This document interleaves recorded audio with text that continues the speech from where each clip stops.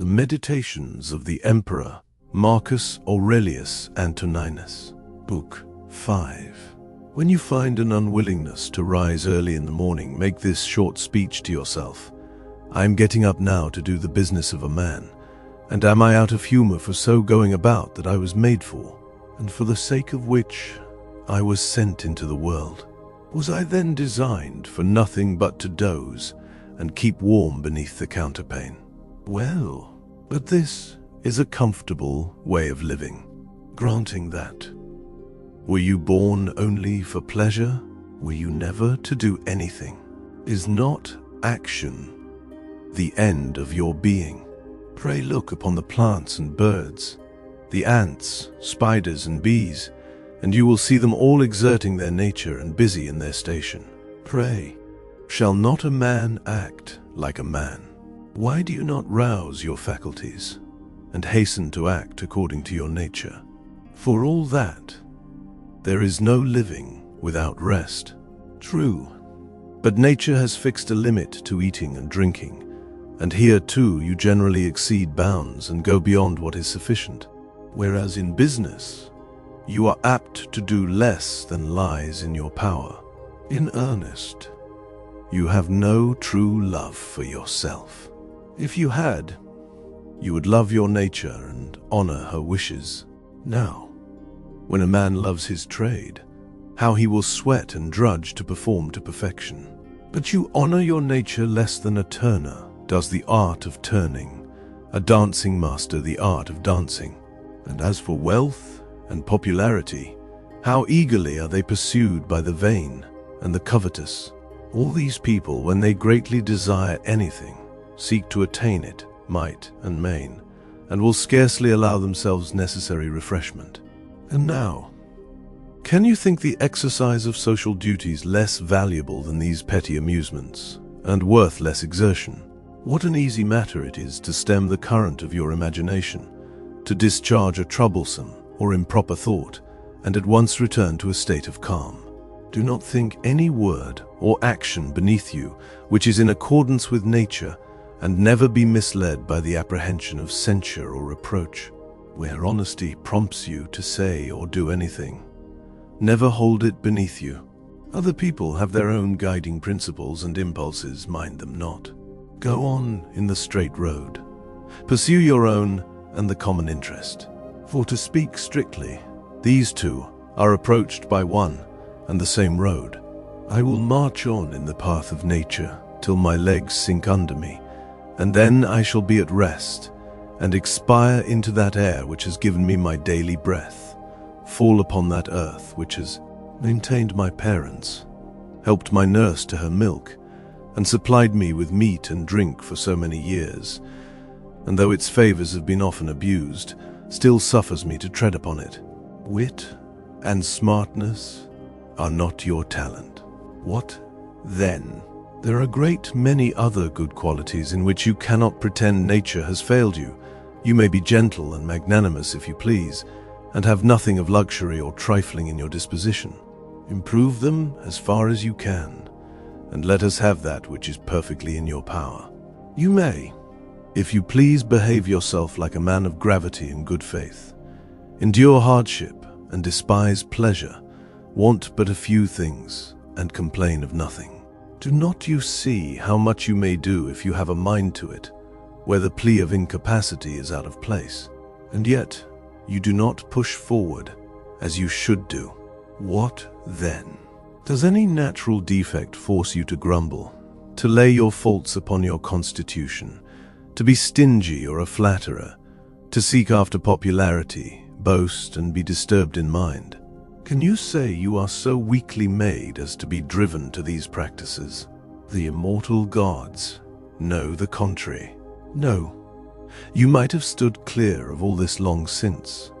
And after all, if your parts were somewhat slow, and your understanding heavy, your way had been to have taken the more pains with yourself, and not to have lain fallow, and remained content with your own dullness.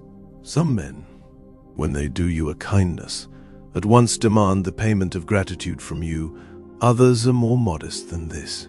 However, they remember the favor, and look upon you in a manner as their debtor. A third sort shall scarce know what they have done.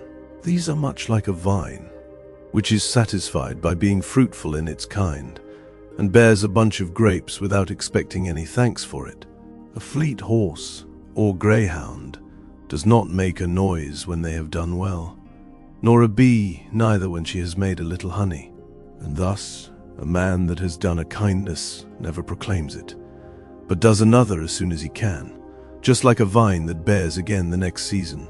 Now, we should imitate those who are so obliging as hardly to reflect on their beneficence. But you will say, a man ought not to act without reflection. It is surely natural for one that is generous to be conscious of his generosity, yes, truly, and to desire the person obliged should be sensible of it too. What you say is in a great measure true. But if you mistake my meaning, you will become one of those untoward benefactors I first mentioned. Indeed, they too are misled by the plausibility of their reasoning. But if you will view the matter in its true colors, never fear that you will neglect any social act. A prayer of the Athenians: send down, oh send down rain, dear Zeus, on the plowed fields and plains of the Athenians. Of a truth, we should not pray at all, or else in this simple and noble fashion. Aesculapius, as we commonly say, has prescribed such a one riding out, walking in his slippers, or a cold bath. Now, with much the same meaning, we may affirm that the nature of the universe has ordered this or that person a disease, loss of limbs or estate, or some such other calamity. For as in the first case, the word prescribed signifies a direction for the health of the patient, so in the latter it means an application fit for his constitution and fate. And thus these harsher events may be counted fit for us, as stone properly joined together in a wall or pyramid is said by the workman to fit in. Indeed, the whole of nature consists of harmony. For as the world has its form and entireness from that universal matter of which it consists, so the character of fate results from the quality and concurrence of all other causes contained in it. The common people understand this notion very well. Their way of speaking is, this happened to this man, therefore it was sent him and appointed for him.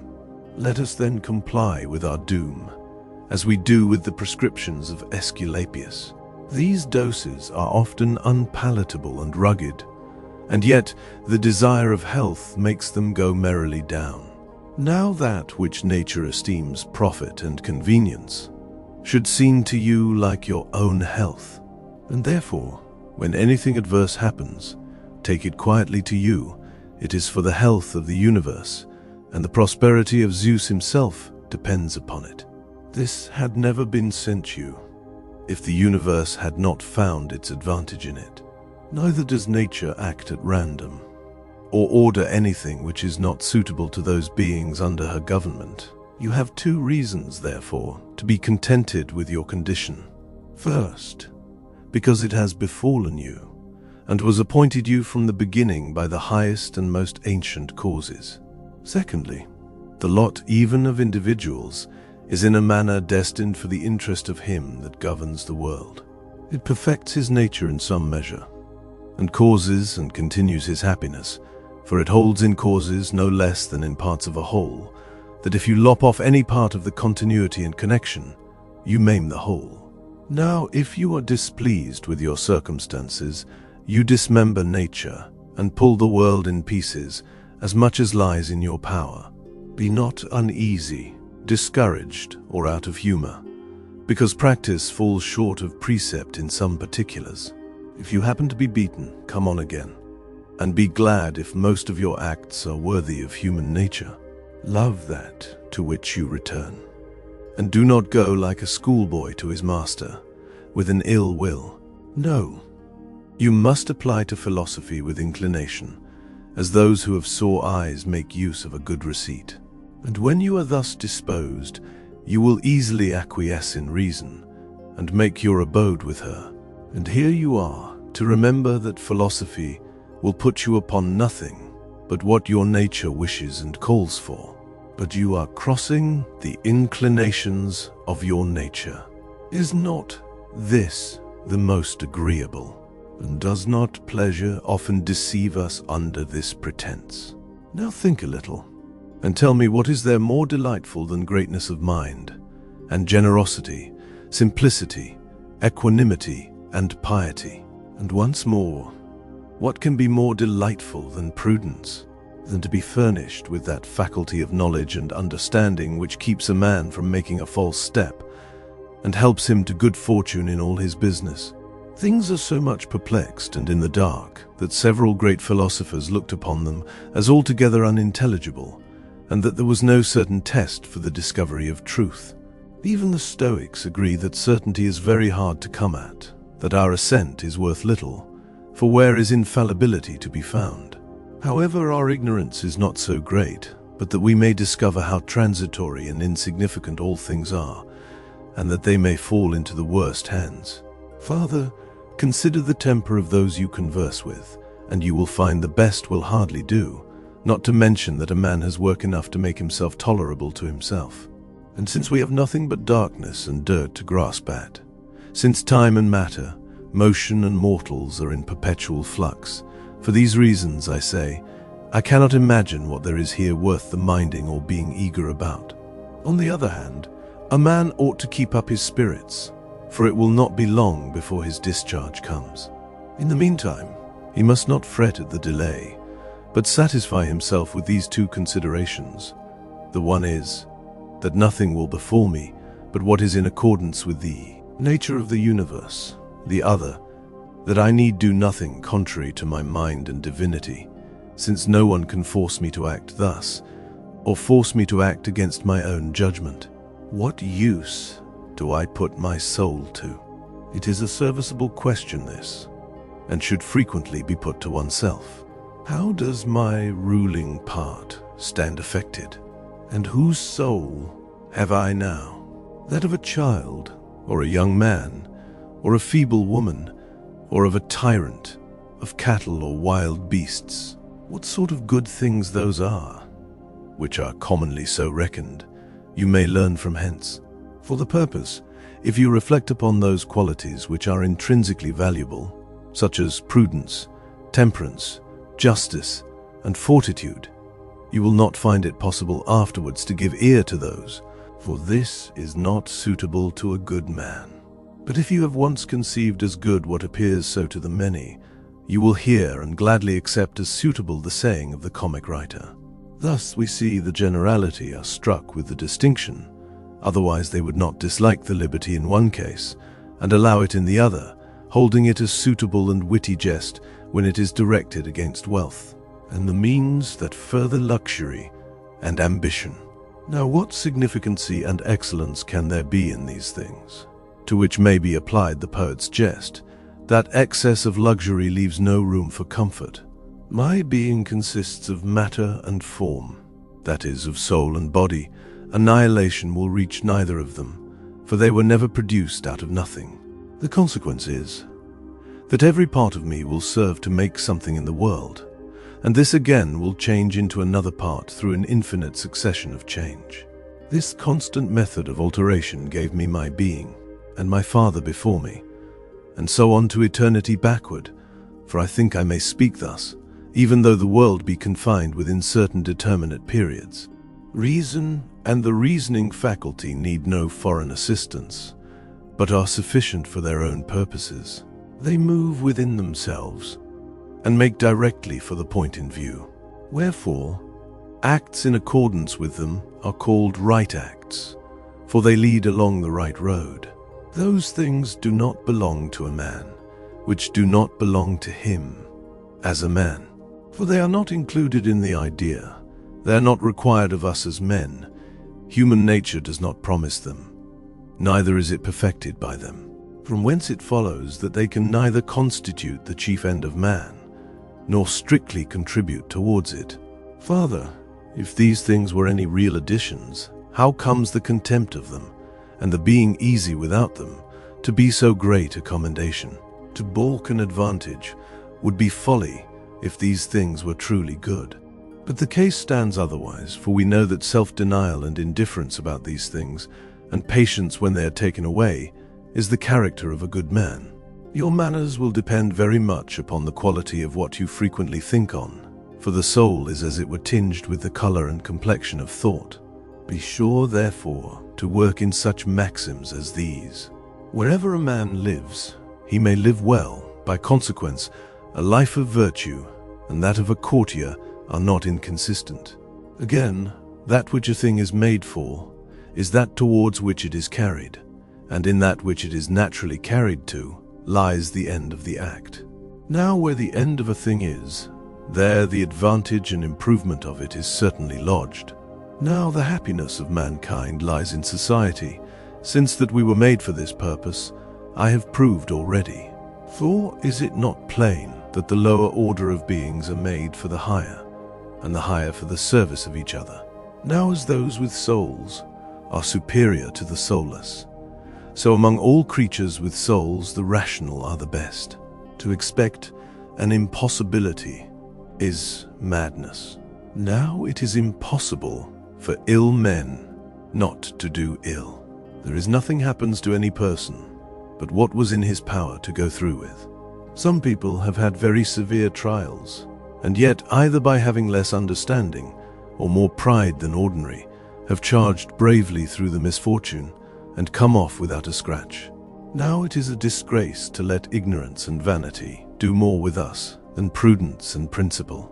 Outward objects cannot take hold of the soul, nor force their passage into her, nor set any of her wheels going. No, the impression comes from herself, and it is her own motions which affect her. As for the contingencies of fortune, they are either great or little, according to the opinion she has of her own strength. When we consider we are bound to be serviceable to mankind and bear with their faults, we shall perceive there is a common tie of nature and relation between us.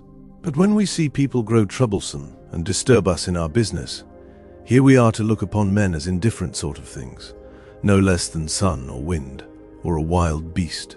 It is true they may hinder me in the executing part, but all this is of no moment while my inclinations and good intent stand firm, for these can act according to the condition and change, for the mind converts and changes every hindrance into help, and thus it is probable I may gain by the opposition, and let the obstacle help me on my road. Among all things in the universe, direct your worship to the greatest. And which is that? It is that being which manages and governs all the rest.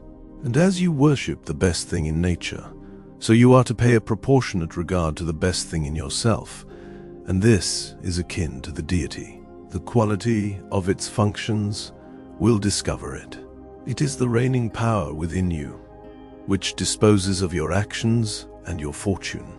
That which does not hurt the city or body politic cannot hurt the citizen. Therefore, when you think you are ill-used, let this reflection be your remedy. If the community is not the worse for it, neither am I. But if the community is injured, your business is to show the person concerned his fault, but not to grow passionate about it. Reflect frequently upon the instability of things, and how very fast the scenes of nature are shifted. Matter is in a perpetual flux. Change is always and everywhere at work. It strikes through causes and effects, and leaves nothing fixed and permanent. And then how very near us stand the two vast gulfs of time, the past and the future, in which all things disappear. Now is not that man a blockhead that lets these momentary things make him proud, or uneasy, or sorrowful, as though they could trouble him for long? Remember what an atom your person is in respect of the universe, what a minute of immeasurable time falls to your share, and what a small concern you are in the empire of fate. A man misbehaves himself towards me. What is that to me? The action is his, and the disposition that led him to it is his, and therefore let him look to it. As for me, I am in the condition the universal nature assigns me, and am doing what my own nature assigns me. Whether the motions of your body are rugged or agreeable, do not let your ruling and governing principle be concerned with them. Confine the impressions to their respective quarters, and let your mind keep her distance, and not mingle with them. It is true, that which results from the laws of the union through the force of sympathy or constitution must be felt, for nature will have its course. But though the sensation cannot be stopped, it must not be overrated, nor strained to the quality of good or evil. We ought to live with the gods.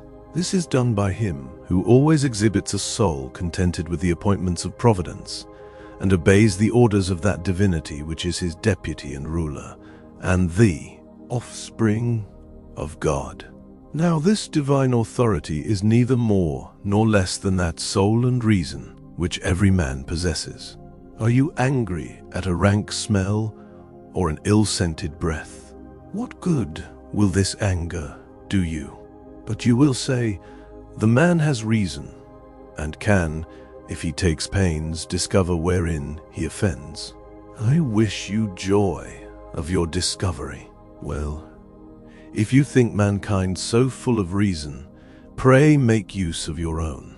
Argue the case with the faulty person, and show him his error. If your advice prevails, he is what you would have him, and then there is no need of being angry. You may live now, if you please, as you would choose to do, if you were near dying. But suppose people will not let you, why then, give life the slip, but by no means make a misfortune of it. If the room smokes, I leave it, and there is an end. For why should one be concerned at the matter? However, as long as nothing of this kind drives me out, I stay, behave as a free man, and do what I have a mind to, but then I have a mind to nothing but what I am led to by reason and public interest. The soul of the universe is of a social disposition. For this reason, it has made the lower part of the creation for the sake of the higher. And as for those beings of the higher rank, it has bound them to each other. You see how admirably things are arranged and subordinated according to the dignity of their kind, and cemented together in mutual harmony. Recollect how you have behaved yourself all along towards the gods, your parents, brothers, wife, and children, towards your instructors, governors, friends, acquaintance, and servants. Whether men can say of you, he never wronged a man in word or deed. Recollect how much business you have been engaged in, and what you have had strength to endure, that now your task is done, and the history of your life finished. Remember likewise how many fair sights you have seen, how much of pleasure and pain you have despised, how much glory disregarded, and how often you have done good against evil. Why should skill and knowledge be disturbed at the censures of ignorance? But who are these knowing and skillful people? Why, those who are acquainted with the original cause and end of all things, with that reason that pervades the mass of matter, renews the world at certain periods, and governs it through all the lengths of time. You will quickly be reduced to ashes and skeleton, and it may be you will have a name left you, and it may be not. And what is a name? Nothing but sound and echo. And then for those things which are so much valued in the world, they are miserably empty and rotten and insignificant. It is like puppies snarling for a bone, and the contests of little children sometimes transported, and then again all in tears about a plaything. And as for modesty and good faith, truth and justice, they have fled up to Olympus from the widespread earth. And now, what is it that can keep you here? For if the objects of sense are floating and changeable, and the organs misty and apt to be imposed on, if the soul is but a vapor drawn off the blood, and the applause of little mortals insignificant, if the case stands thus, why not have patience till you are either extinguished or removed? Until that time comes, what is to be done? The answer is easy: to worship the gods, and speak honorably of them, to be beneficial to mankind, to bear with them or avoid them, and lastly, to remember that whatever lies without the compass of your own flesh and breath is nothing of yours, nor in your power. You may be always successful if you do, but set out well, and let your thoughts and practice proceed upon right method. There are two properties and privileges common to the soul of God and man, and all rational beings. The one is not to be hindered by anything external, the other, to make virtuous intention and action their supreme satisfaction, and not so much as to desire anything farther. If this accident is no fault of mine, nor a consequence of it, and besides, if the community is never the worse for it, why am I concerned? Now, how is the community injured? Do not suffer a sudden impression to overbear your judgment. Let those that want your assistance have it, as far as the case requires. But if they are injured in matters indifferent, do not consider it any real damage, for that is a bad habit. But as the old man, when he went away, asked back his foster child's top, remembering that it was a top, so do in this case also. When you are haranguing in the rostra, a little of this to yourself would not be amiss. Hark you, friend, have you forgotten what this glitter of honor really is? I grant it is but tinsel, but for all that it is extremely valued. And because other people are fools, must you be so too? I can at once become happy anywhere, for he is happy who has found for himself a happy lot. In a word, happiness lies all in the functions of reason, in warrantable desires and virtuous practice.